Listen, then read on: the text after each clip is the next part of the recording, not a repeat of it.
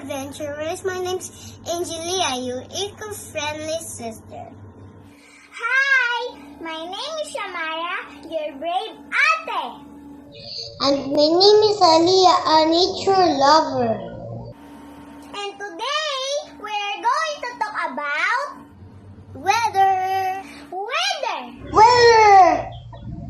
Oh no, I'll get wet! And now, the sun shines and everything starts to dry up. What's happening?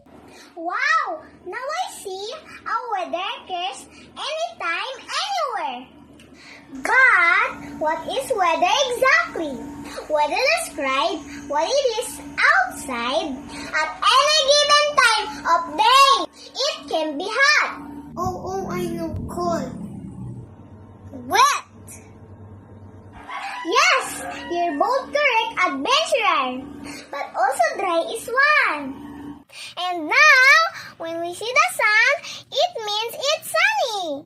Adventurer, when it is sunny, we should wear sleeveless shirt and wear sunglasses outside. When the sun doesn't shine and it is full of clouds, it is cloudy. It is best to wear a shirt.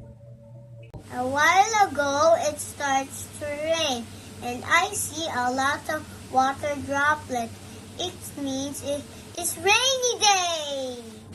When it is rainy, we can wear our jackets, boots, raincoat, and umbrella when going outside. Oh my hat flew away. I think this weather called is windy.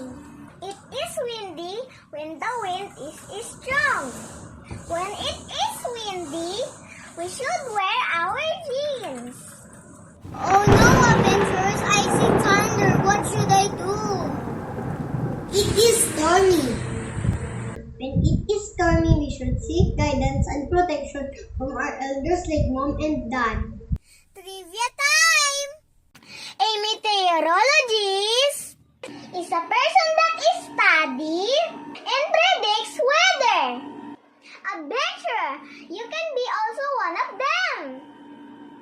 And now, did you learn something? If so, you did a great job, adventurers. That's all to our discussion about weather. See you next time, adventurers.